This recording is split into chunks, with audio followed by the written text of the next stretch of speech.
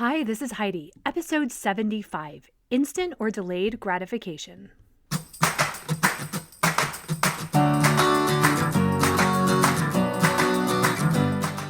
Life isn't a spectator sport. Success comes to those who show up every day with a pocket full of courage, grit, and a little sparkle. I'm glad you're here.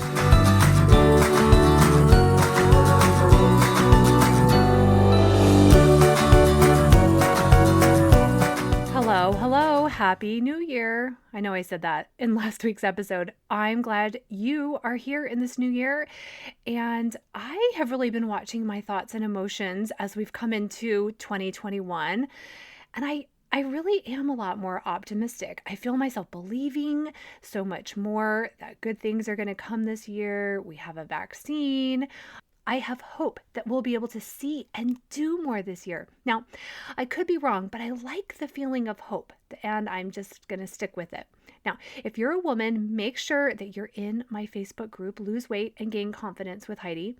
Those two topics are very connected to each other. We need to believe we can change our health. We need to also have the confidence to try different tools, the confidence to overeat and try again. We can't work on losing weight or improving our body image without also working on our relationships with ourselves. And the private Lose 13 Pounds in 13 Weeks program has begun. And I'll tell you, I'm so proud of the women who are showing up with all of the feels, doing vulnerable and courageous work to create a new and healthier future for themselves, healthy physically and emotionally. Now, one of the reasons we struggle to lose weight or achieve many goals is we let our lower brain, our primitive brain that seeks pleasure by default, we let that brain run the show a lot of the time. And it takes less brain energy to do that. So it's just easy to do, especially when we find ourselves suddenly homeschooling or using our brain power to manage the changes that 2020 brought us. Our primitive and lower brain is programmed for us to seek pleasure, and today's world is filled in every corner with instant pleasure, instant gratification, and not just food. There's instant brain candy in social media, Pinterest, all of the TV and video streaming systems. Most of us have sofas and beds to lie on, which give us more pleasure than going on a walk. So, more than any other time in the world, pleasure and gratification almost suffocate us if we don't manage all of those aspects. Now, all of these things are not bad. It's not like we need to eliminate all of these things from our lives. It's just that we need to first be aware of our natural programming to desire them, and we have to create very intentional steps and plans and mental visions of the future. So we make choices that serve our future or delayed gratification self as much or more than serving what we want right now. One of my sons just recently over Christmas break was upset that he had to finish some school projects, and he kept trying to use the reason that, well, it was break. He didn't have to do work. And we explained to him that if he had done it earlier, if he had foregone some instant YouTube or video watching gratification a few weeks earlier, he would have had more vacation gratification. Now, he's at an age where he's learning this, and it'll kick in after some more experiences like this. I remember having to learn those lessons, and I still am. We all usually manage our future desires well over little life needs. We might not want to do laundry, but we want clean clothes tomorrow, so we set up a laundry schedule. I didn't want the pain of college classes, but I wanted a degree and the opportunities education would provide. So these are examples of successful delaying gratification. Other areas get harder, or they were, or sometimes still are for me. I remember getting my first job and they asked how much I wanted to contribute to my 401k. And my first thought was, well, nothing, since I need that money today for rent and food and clothes.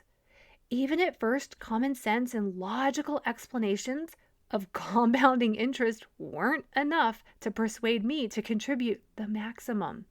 One of the reasons for this is I can easily picture and emotionally experience the joy of a new outfit today And it takes my brain more energy to visualize, to picture, to emotionally tap into the money that I could have in 40 years if I invested that money and then could take my entire family on a trip to Hawaii or such.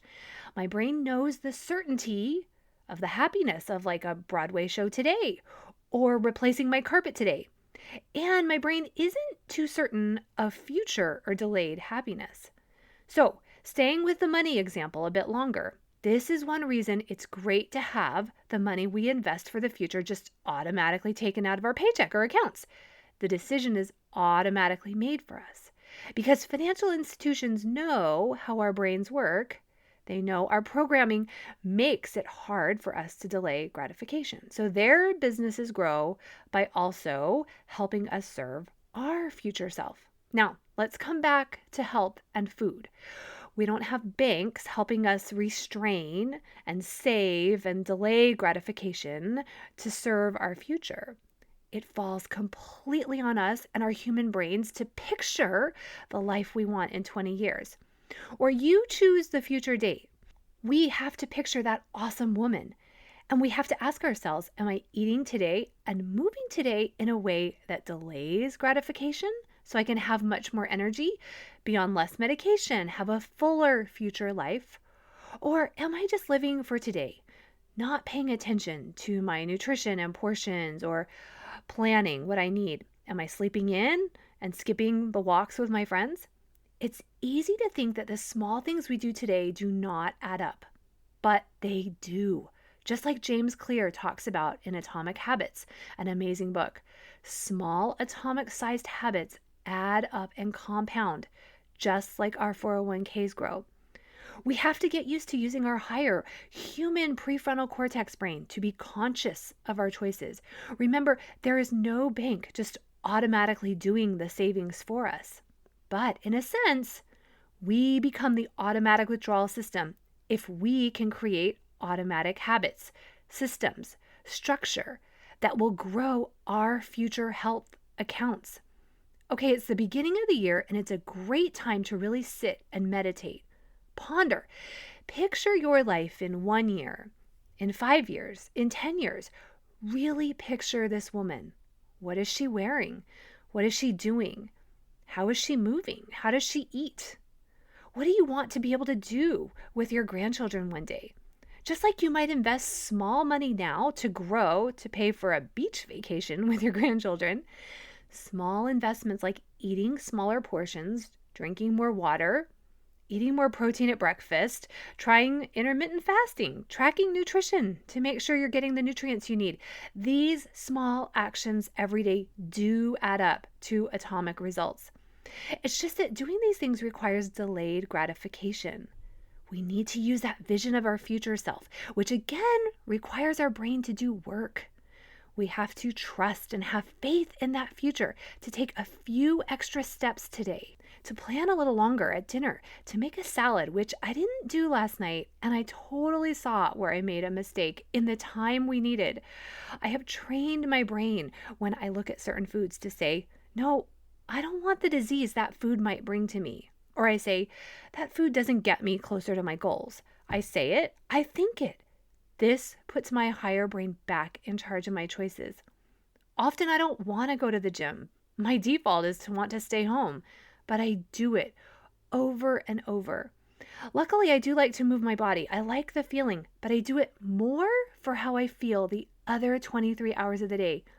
I do it for the compounding effect of more energy and, yes, fitting well into my clothes.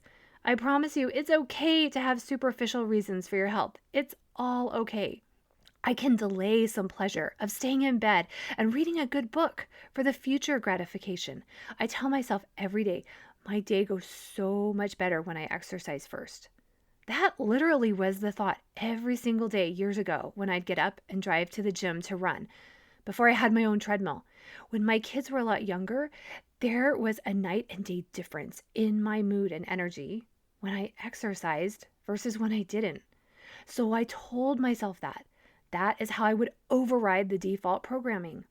And I thank my past self for all those small compounding decisions, for making those sacrifices so I can be healthy here the year I turn 50. We often forget that by saying yes to something, we are usually saying no to something. There's always a trade-off. By saying yes to walking on my treadmill today, I said no to an extra 30 minutes in bed. And I was saying yes to my energy for the rest of the day. By saying no to seconds of your favorite meal, you're saying yes to your identity as someone who can manage portions, and also saying yes to sleeping better at night and just having a healthier future. Saying no to the food at the movie theater, you are definitely saying yes to how you feel that night and the next day. You're also saying no to unconscious eating and yes to healthier habits. Tracking your food and saying no once you reach the limit you set for your day means you're saying yes to balancing insulin and hunger hormones. Saying no to refined carbs, processed food, and sugars means we're saying yes to a future without diabetes and all of the side effects that come with that. As I mentioned earlier, if we can make decisions ahead of time or structure our day with a meal plan, with a plan of how we use our time so we do the uncomfortable before we slip into the comfortable tasks, if our future person can help us plan, we can serve her so much better because we have less decisions to make throughout the day and our default programming is less in charge. I want to share with you an experience I had a few years ago on a trip where I got to spend the atomic rewards, if you will, of my health choices for a decade. My family was on a trip that required a lot of walking, a lot of physical activity and endurance. I was in great shape and was generally leading the pack and pushing my family to keep going. In contrast, I saw others who were significantly limited in what they could see, what they could do, how they could travel, how fast they could move, or even the options they had because of their health. I remember silently thanking myself for taking care of myself. I saw the stark contrast, and I thanked my past self for consistently, routinely, over and over and over, for making health a priority in my life. I thanked myself for all the times I said no to foods that I really did want in the moment. I thanked myself for bringing exercise clothes to hotels to use their gyms. I thanked myself for pushing through the discomfort of tracking food, spending time making meals for my family. I knew I was reaping a huge reward on that trip. How I felt and moved, and the larger amount of choices I had were because of constraining earlier, for years and days earlier. That experience and feeling still propel me and motivate me today. Now, I don't know what health challenges might come. I can't prevent everything, but I'm going to do everything in my power to have the most options available to me in the future. Because my future wants a lot of time at the beach and traveling the world and sleeping well. Okay, now it's your turn. What does your future self want you to do today? I promise you, your future self is so wise and will guide you if you'll let her. That's it for today. Sign up now if you want to join our group Lose 13 Pounds in 13 Weeks. I have video classes and our group coaching will go into these tools so much more. Go to HeidiBenjaminson.com for details. A confident mother is the greatest gift to her family, not a perfect mother. Your family needs you to feel confident, anchored, and calm. I can guide and coach you to uncover this beautiful version of yourself. Have a great week.